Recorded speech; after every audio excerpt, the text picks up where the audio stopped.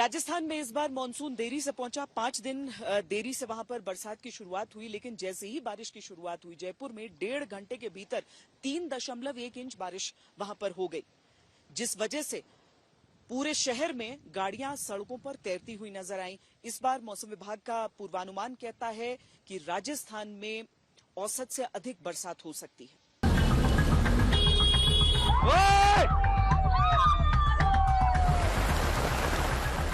चंद घंटे की बारिश ने टोंक में सैलाब ला दिया। पूरा शहर जैसे दरिया बन गया।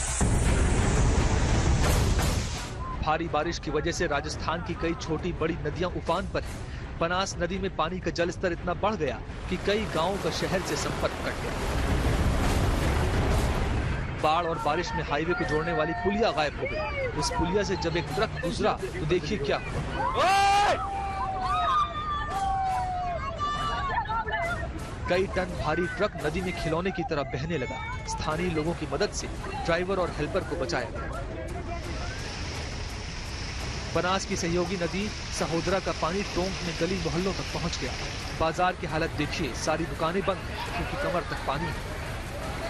335 मिलीमीटर बारिश एक दिन में रिकॉर्ड की गई और उसके बाद शहर की हालत ऐसी हो गई कि लोग जान बचाने के लिए सुरक्षित ठिकाना तलाशने लगे।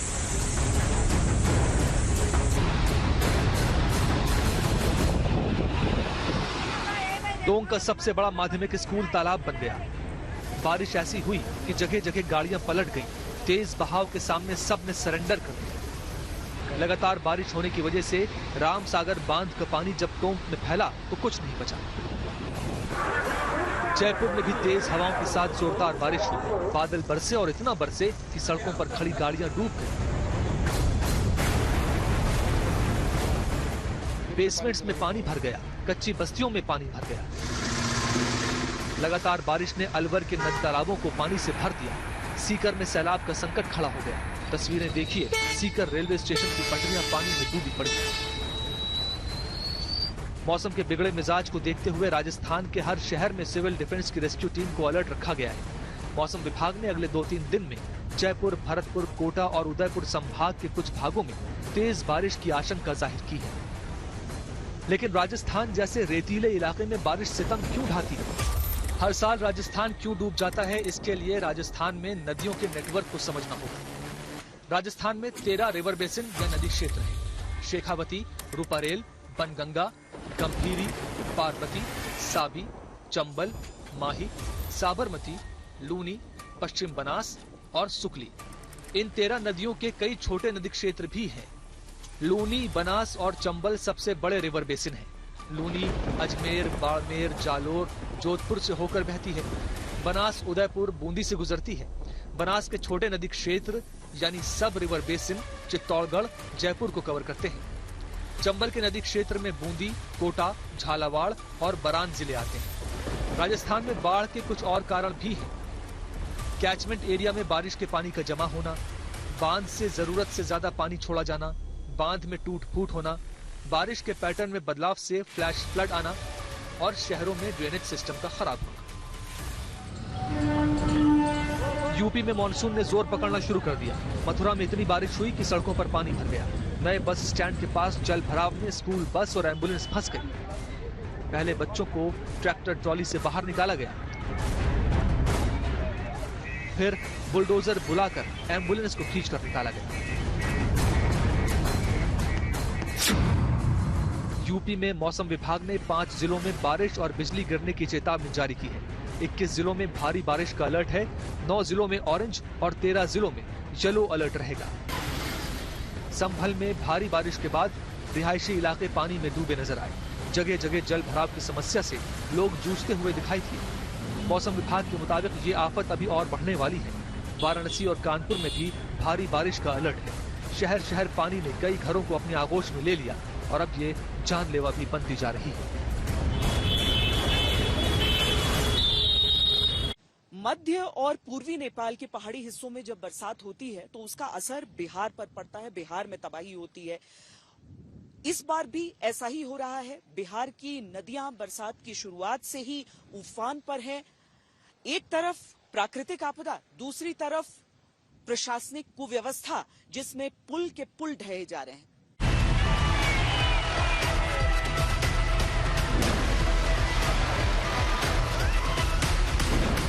ये पुल नहीं गिर रहे, ये बिहार में सरकारी तंत्र पर भरोसा गिर रहा है। ये पुल नहीं टूट रहे, लोगों की उम्मीदें टूट रही।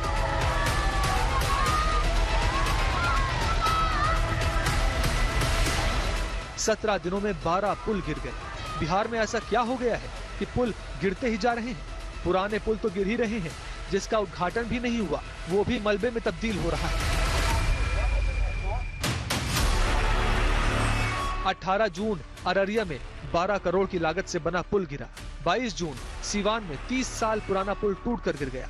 23 जून मोतिहारी में 2 करोड़ की लागत से बनता निर्माणाधीन पुल का हिस्सा ढह गया।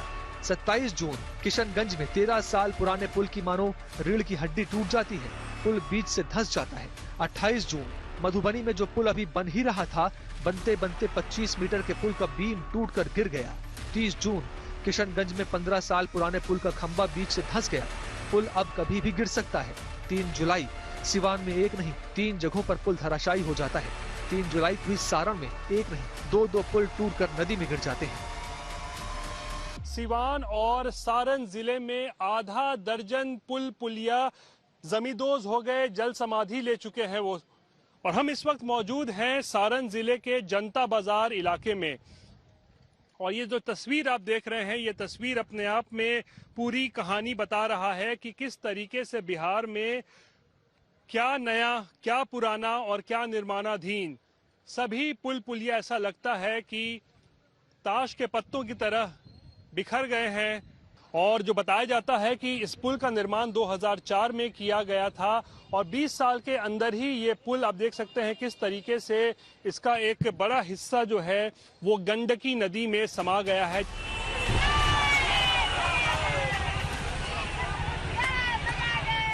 ना सीमेंट वहाँ अच्छा दिया रहा है, सीमेंट 200 रुपए वाला दे दिया जा रहा है। 250 रुपए का सीमेंट से पुल बनेगा? कभी नहीं बनेगा। उस पे कितना आदमी का हादसा हो जा रहा है, मर जा रहा है, उसके लिए सरकार कहाँ गया आपका? बिहार में पुल गिरने का सबसे बड़ा वजह है करप्शन सर। 3 साल में लगभग 7 पुल गिर चुके हैं। अभी जो रिसेंटली पुल गिरा है वहाँ का अररिया डिस्ट्रिक्ट के पुल है, वो मैं उसमें देखा हूँ। गांव के लेवल पे हम आपको बताएंगे कि यहाँ पे क्या होता है कि हर एक जगह पे कमीशन होता है। ठेकेदार अपना कमीशन लेगा, जो उसको ठेका देने वाला मिनिस्टर है वो अलग लेगा, कमीशन लेगा। जो ग्राउंड पे जहाँ तक कि रॉ मटेरियल जो परचेस किया जाता है वहाँ तक कमीशन लोगों का होता है। कमीशन के कारण सर पैसा ये इतना चला जाता है कि जो क्वालिटी ऑफ जो रॉ मटेरियल जो आता है, जो भी इंफ्रास्ट्रक्चर प्रोजेक्ट को बनाने के लिए, वो बहुत लो होता है सर, जिसके कारण ये ज्यादा देर तक सस्टेन नहीं कर पाता है सर। सब भ्रष्टाचार का खेल है। सरकार चाहेगी तो एगो पुल नहीं गिर सकती। लेकिन बिहार में सिर्फ पुल नहीं गिर रहे हैं, पूरी व्यवस्था को नजर लग गई है। देखिए बिहार के कैमूर में अस्पताल की हालत, बारिश ने क्या हाल कर दिया। ये गनीमत है कि आईसीयू में बस मछलियां नहीं तैर रही, बाकी पूरा अस्पताल पानी पानी हो गया। ऐसा नहीं है कि कैमूर में उम्मीद से ज्यादा बारिश हो गई थी, बस नाले को साफ नहीं कराया गया, ड्रेनेज सिस्टम बंद पड़ा।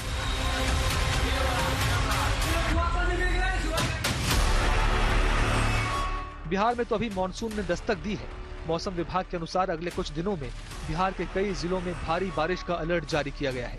पूर्वी चंपारण, पश्चिमी चंपारण और मधेपुरा में भी भारी बारिश का अलर्ट जारी किया गया है। वहीं शिवहर, सीतामढ़ी, मधुबनी, सौपाल, अररिया और किशनगंज में भारी बारिश का ऑरेंज अलर्ट जारी किया गया है। इसके अलावा मुजफ्फरपुर, दरभंगा, वैशाली, समस्तीपुर में बारिश का येलो अलर्ट जारी किया गया है। बिहार के डिवीज़न थोड़े और हैं। एक तो वहाँ जो नदियाँ हैं उनका नेटवर्क बहुत डेंस है, बहुत ज़्यादा है, और ज़्यादातर वो जो नदियाँ हैं वो नेपाल क्षेत्र से आती हैं। जुलाई के महीने में भी, अगस्त के महीने में भी लगभग 3-4 इंसिडेंट ज़रूर ऐसे होते हैं, जबकि मानसून ट्रफ हिमालयाज के तराई वाले क्षेत्रों में चली जाती है, जिसको कि हम ब्रेक मानसून कंडीशन भी कहते हैं। इसके कारण बिहार के काफ़ी सारे क्षेत्रों में और विशेषकर उसके जो उत्तरी भाग हैं, सीतामढ़ी, माधेपुरा, चंपारण, ये सभी क्षेत्र, पूर्णिया समेत किशनगंज, अररिया, ये सभी क्षेत्र ज़्यादा वल्नरेबल रहते हैं बाढ़ को लेकर। और अभी भी ऐसी ही परिस्थिति ज़रूर बनेगी भी और बनने वाली भी है। बिहार में अभी ठीक से मानसून वाली बारिश भी नहीं हुई है। और न ही हर साल की तरह यहाँ नदियां फिलहाल उफान पर हैं। कुछ इलाकों में जलस्तर बढ़ा है, लेकिन तबाही वाली स्थिति नहीं है। लेकिन उससे पहले ही बिहार में गिरते पुलों ने सिस्टम पर प्रश्न चिन्ह लगा दिया है। हम उन राज्यों का हाल भी आपको दिखाते हैं जो विकसित राज्य हैं, जिनके मॉडल को देखा जाता है। वहां पर भी ऐसी रिकॉर्ड तोड़ बारिश हो रही है कि उसका असर आपको हर तरफ नजर आएगा। तस्वीरें आपको गुजरात से दिखाते हैं, महाराष्ट्र से दिखाते हैं और मध्य प्रदेश का भी हाल बताते हैं।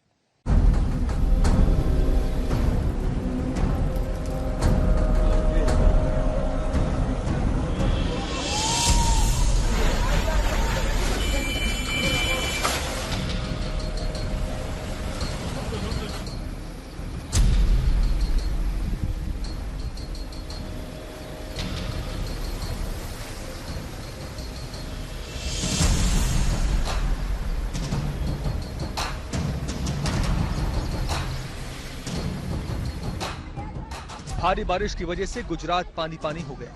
मानसून के भीषण जल प्रहार से सूरत जैसा शहर मानो तालाब में तब्दील हो गया है। सड़कें जैसे दरिया बन गई हैं, बाढ़ जैसे हालात हैं, जिंदगी बेहाल है।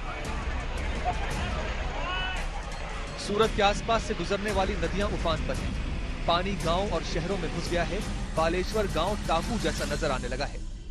सूरत के बलेश्वर गांव के पास से बहने वाली 32 गंगा खाड़ी ओवरफ्लो हो गई है। नतीजा आपके सामने देखिए किस तरह से ये जो पानी है, जो यहाँ से रास्ता था, अब वो पानी में गायब हो चुका है। ये बलेश्वर एंड इसरोली लिखा हुआ है, क्योंकि दो गांव है यहाँ पर, बलेश्वर और इसरोली, उनका नाम लिखा हुआ है। और उनसे जोड़ने वाला ये आप देखेंगे तो रास्ता था, जो अब नदी के रूप में तब्दील हो गया है।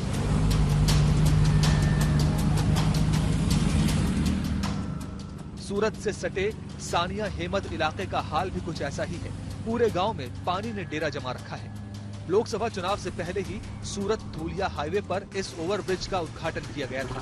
पहली बारिश में ही ओवरब्रिज की सड़क धंस गई और कई जगह दरारें भी पड़ने लगी। सूरत बारडोली रोड पर एक ओवरब्रिज जो पिछले 10 साल में बनके तैयार हुआ और 1 साल भी नहीं बीता कि उस ब्रिज की रोड बैठ गई है, मट्टी धंस गई है। इलेक्शन से पहले इसका उद्घाटन किया गया था। आप देख सकते हैं कि किस तरह से इसमें दरारें पड़ गई हैं। ये रोड जो है पूरा यहाँ पर बैठ चुका है। तो किस तरह से इसका निर्माण कार्य किया गया होगा आप अंदाजा लगा सकते हैं। पूरा लंबी दरारें इसमें दूर तक पड़ी हुई नजर आ रही हैं। तो आप समझ सकते हैं कि जो ओवरब्रिज पिछले 10 सालों में बनके तैयार हुआ था, वो 1 साल में भी नहीं चल पाया और इस तरह से इसमें मिट्टी धंस गई है, दरारें पड़ चुकी हैं। सूरत में बारिश की वजह से सड़कों का भी बुरा हाल हो गया है। सड़कों पर बने गड्ढों की वजह से बड़े बड़े हादसे हो रहे हैं।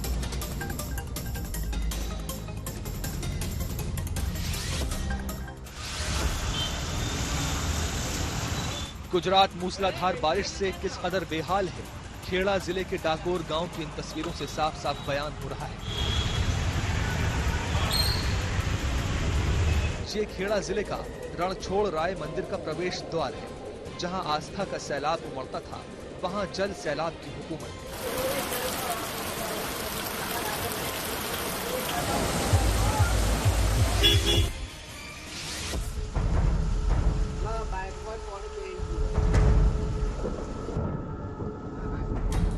कुदरत के कहर की अगली तस्वीर बनासकांठा से आई है। सरकारी अस्पताल डूबा डूबा नजर आ रहा है। पार्किंग से लेकर अस्पताल के अंदर तक, ओपीडी से लेकर पैथ लैब तक, ऑपरेशन थिएटर तक, हर जगह घुटनों तक पानी भरा हुआ है।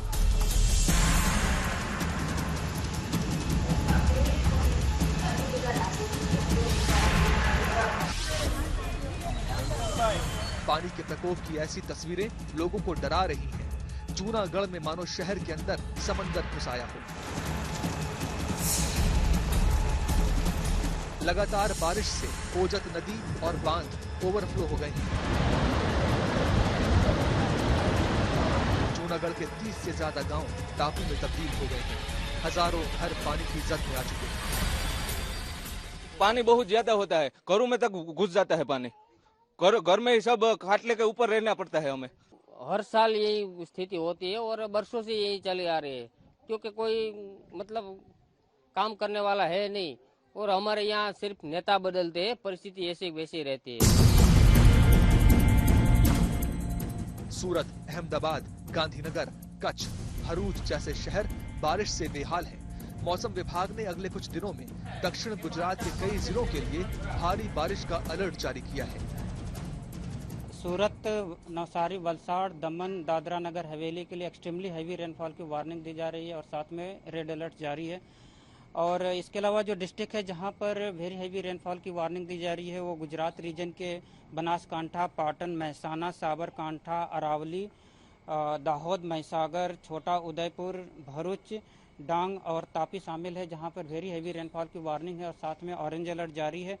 और जो डिस्ट्रिक्ट हैं जहां पर हैवी रेनफॉल की वार्निंग और साथ में येलो अलर्ट जारी है वो डिस्ट्रिक्ट हैं खेड़ा, अहमदाबाद, आनंद, पंचमहल है डिस्ट्रिक्ट हैं जहां पर हैवी रेनफॉल की वार्निंग है और साथ में येलो अलर्ट जारी है।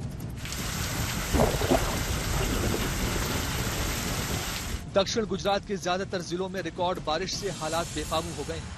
मौसम विभाग के अलर्ट के बाद प्रशासन लोगों और सैलानियों से लगातार अपील कर रहा है कि बारिश में नदियों और झरनों के पास जाएं तो बहुत सावधान रहें।